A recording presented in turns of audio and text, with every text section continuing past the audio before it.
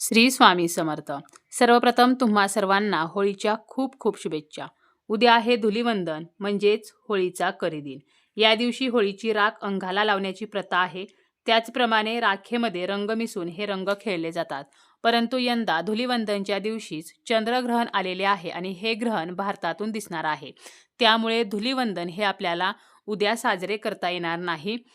उद्या चंद्रग्रहण असल्यामुळे आपल्याला कोणते नियम पाळायचे आहेत, चंद्रग्रहणाचा स्पर्श कधी आहे, मोक्ष कधी आहे, वेद कधीपासून आहेत, गर्भवती लहान मुलींनी हे ग्रहण कधीपासून पाळावे, अशी संपूर्ण माहिती आपण आजच्या या व्हिडिओमध्ये पाहणार आहोत.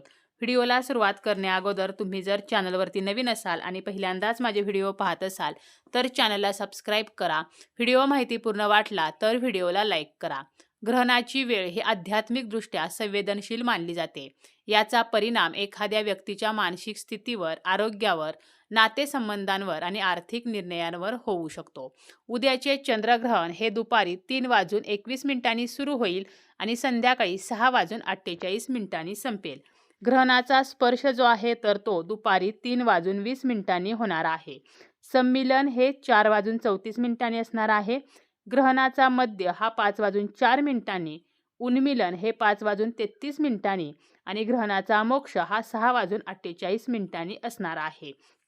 चंद्रग्रहण जे आहे तर ते सुरू होण्या अगोदर 9 तास सूतक काळ पाळला जातो, म्हणजे सकाळी 6:20 सूतक काळ सुरू होईल. ग्रहण काळामध्ये गर्भवतींनी खास काळजी घ्यायची आहे, काही नियम पाळायचे आहेत. त्याचप्रमाणे ज्या व्यक्तींना ग्रहण पाळायचे आहे तर त्यांनी सुद्धा काही नियमांचे पालन करायचे आहे.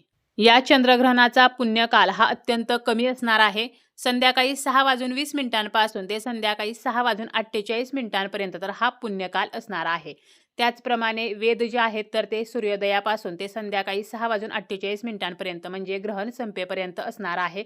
त्यामुळे ज्यांना ग्रहण पाळायचे आहे तर त्यांनी ते सूर्योदयापासूनच पाळायचे आहे. ज्या गर्भवती आहेत किंवा वृद्ध व्यक्ती आहेत, लहान मुले आहेत तर त्यांच्यासाठी हे नियम जे आहेत तर ते थोडेसे शिथिल केले जातात. गर्भवती किंवा लहान मुले, वृद्ध व्यक्ती तर यांनी सकाळी 11 वाजल्यापासून ते संध्याकाळी 6:48 ग्रहणाचे जे नियम आहेत तर ते पाळायचे आहेत. ग्रहणाचा सूतक काळ हा 9 तास अगोदर सुरू होत असतो आणि जेव्हा सूतक काळ असतो तर या सूतक काळामध्ये शुभकार्य केली जात नाहीत किंवा देवांच्या मूर्तीला स्पर्श करणे, भोजन करणे, स्वयंपाक करणे, केस नखे कापणे तर या गोष्टी वर्ज्य मानल्या जातात. त्यामुळे आपल्याला सकाळी 6:20 अगोदरच देवपूजा वगैरे करायची आहे. एकदा का सूतक काळ सुरू झाला की त्यानंतर आपल्याला देवपूजा करायची नाही. आता आपल्याला ग्रहणाचे काही नियम सुद्धा पाळायचे आहेत. ग्रहण काळामध्ये धारदार, टोकदार वस्तूंचा वापर करायचा नाही. खास करून गर्भवती महिलांनी सुई, कात्री, चाकू, विळे तर यासारख्या ज्या टोकदार वस्तू आहेत किंवा धारदार वस्तू आहेत तर यांचा वापर करणे टाळायचा आहे. ग्रहण काळामध्ये अशा वस्तूंचा वापर करणे किंवा अशा वस्तूंना स्पर्श करणे हे अशुभ मानले जाते. त्यामुळे आपल्या आरोग्यावरती दुष्परिणाम होऊ शकतो. त्यामुळे टोकदार वस्तूंचा वापर करायचा नाही, विळीवरती काहीही चिरायचं नाही किंवा सुईचा वापर करून शिवणकाम वगैरे करायचं नाही. तसेच गर्भवती महिलांनी चंद्रग्रहण हे थेट पाहू नये. सूर्यग्रहण आपण थेट डोळ्यांनी पाहत नाही, परंतु चंद्रग्रहण आपण डोळ्यांनी पाहू शकतो. परंतु ज्या गर्भवती आहेत तर त्यांनी मात्र ग्रहण पाहू नये. ग्रहणाच्या काळामध्ये चंद्राच्या किरणांना अशुद्ध मानले जाते आणि हे किरण गर्भात असलेल्या बाळावर वाईट परिणाम करू शकतात अशी मान्यता आहे. त्यामुळे गर्भवतींनी चंद्रग्रहण पाहू नये. ग्रहणाच्या काळामध्ये गर्भवतींनी घराबाहेर पडू नये, तर घरामध्येच आपल्याला राहायचं आहे. जास्तीत जास्त नामस्मरण करायचं आहे. ग्रहण काळामध्ये अंधाऱ्या ठिकाणी जाणे सुद्धा टाळायचं आहे. तसेच ग्रहणाच्या वेळेला अन्न बनवू नये आणि अन्न खाऊ नये. घरामध्ये ग्रहण काळामध्ये अन्न शिजवणे हे सुद्धा अशुभ मानले जाते. असे म्हटले जाते की ग्रहण काळामध्ये जर आपण अन्न बनवले तर हे अन्न दूषित होते आणि याचा परिणाम हा आपल्यावरती होत असतो. त्यामुळे गर्भवतींनी ग्रहण काळामध्ये अन्न खाणे किंवा अन्न शिजवणे तर हे वर्ज्य करायचं आहे. त्याचप्रमाणे ज्यांना कोणाला ग्रहण पाळायचे आहे, ग्रहणाचे नियम पाळायचे आहेत तर त्यांनी सुद्धा ग्रहण काळामध्ये अन्न खाऊ नये आणि अन्न शिजवू नये. अगोदरपासून जे आपण शिजवलेलं अन्न आहे तर अशा तयार अन्नामध्ये तुळशीपत्र ठेवायचं आहे. आपल्या घरातील जे पाणी आहे तर या पाण्यामध्ये सुद्धा आपल्याला तुळशीची पाने जी आहेत तर ती टाकायची आहेत. तुळशी जी आहे तर ती अन्न शुद्ध ठेवण्यास मदत करते.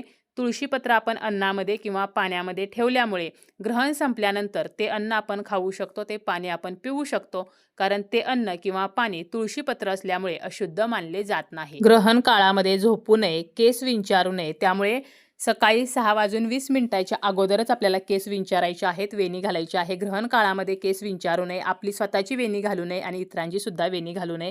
त्याचप्रमाणे गर्भवतींनी पायाची तिडी टाकून बसू नये, आपली बोटे जी आहेत तर ती सुद्धा मोडू नयेत. ग्रहण काळामध्ये म्हणजेच उद्या दिवसभर घरामध्ये शांतता ठेवायची आहे, घरामध्ये क्लेश, वादविवाद या गोष्टी करायच्या नाहीत.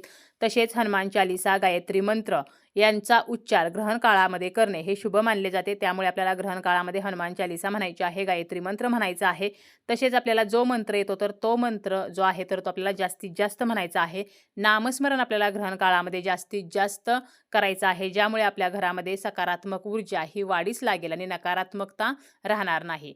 ग्रहण संपल्यानंतर आपल्याला स्वच्छ पाण्याने स्नान करायचं आहे, स्वच्छ वस्त्र परिधान करायचे आहे. जर आपल्याकडे गंगाजल असेल तर ते अंघोळीच्या पाण्यामध्ये टाकून त्या पाण्याने आपल्याला स्नान करायचं आहे.